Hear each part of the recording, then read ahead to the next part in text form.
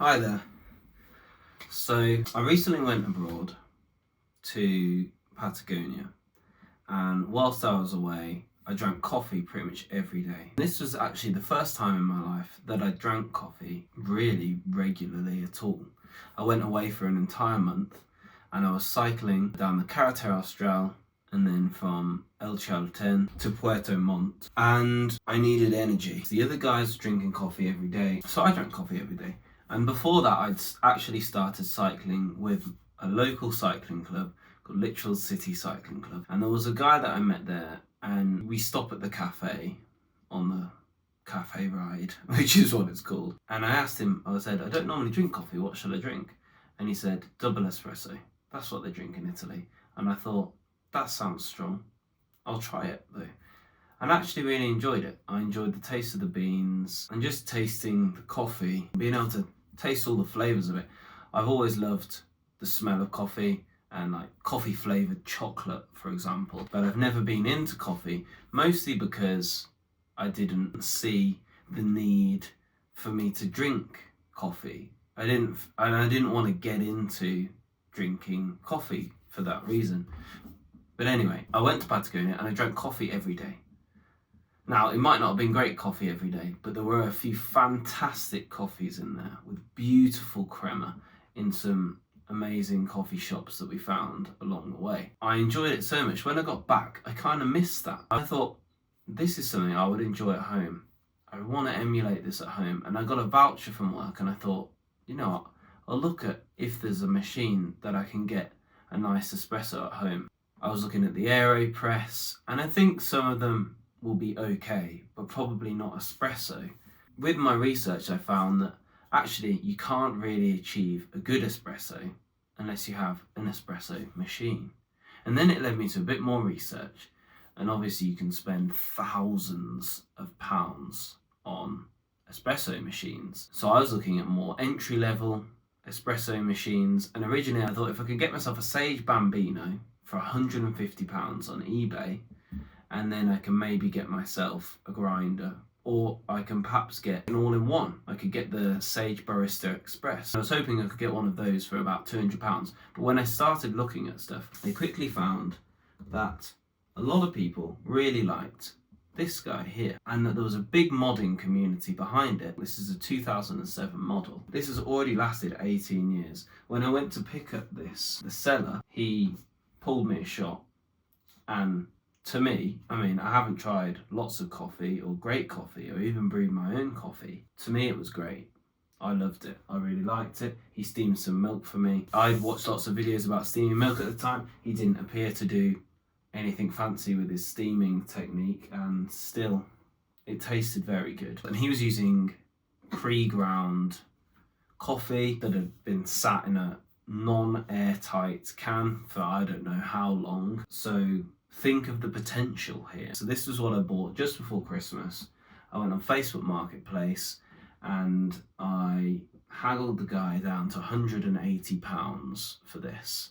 I know these have gone up in recent years, the pre-2015 models, because Philips took over, and then in 2015 they tried to create a Gaggia Classic but with cheaper components, and this is 2007, that's pre that, so this should have a chrome plated brass group head, aluminium boiler. The latest ones have a nicer steam wand than this, but I have purchased a Rancilio Silvia steam wand on the internet to replace this steam wand. When I was testing it by putting a milk pitcher here, it didn't come out a lot. I mean, this looks like maybe this will come out a bit further away from this, because what it meant was that I couldn't tilt it in the way that I've been watching some Lance Hedrick videos. So yes, I haggled the guy down to £180, and I didn't reply for the whole day because I was at work. I was kind of passive haggled down to 165. So I got this for £165. As I say, it seemed to work nice for me. It's been kept well, it looked very clean. I think he descaled and made sure it was all dry. So what I'm planning to do is I've bought some new components from Shades of Coffee, and I'm going to do those upgrades at the same time. I'm going to strip everything down and then I'm going to take everything out that I possibly can and clean every part. I've got a brand new precision shower head, nanotechnology, so the coffee oil shouldn't stick to the shower head as much, so it won't need as much cleaning.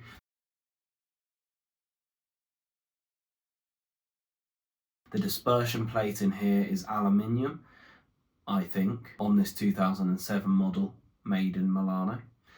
I'm going to replace that with a brass one. I know that there's an issue in which the steam wand can drip out water over time. This is going to be on a wooden worktop, a wooden oak worktop, not this one, but one downstairs, and I don't want any dripping around here. I am putting it on top of something to protect the surface, but I don't really want that dripping, and since I'm taking it apart, I'm going to change the steam valve. Inside here there should be a brass steam valve.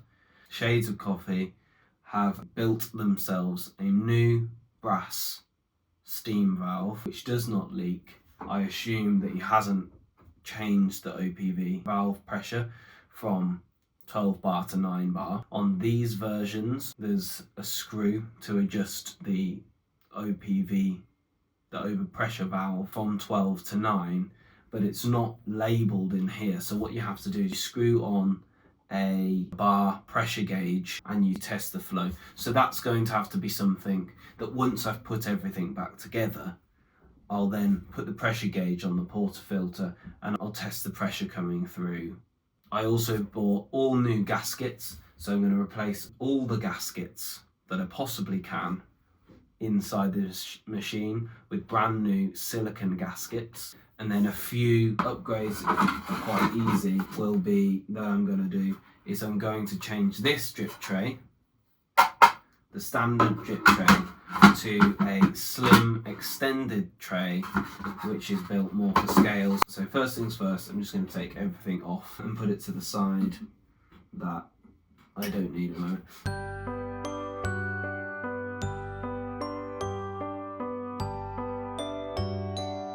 I can actually feel a bit of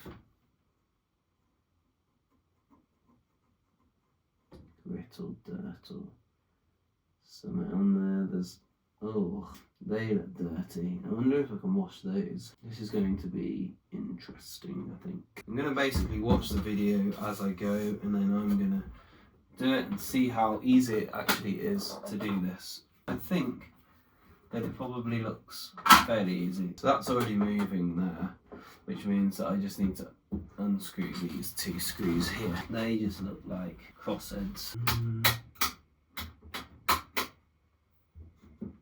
So hopefully I can get this cleaned up and working like new.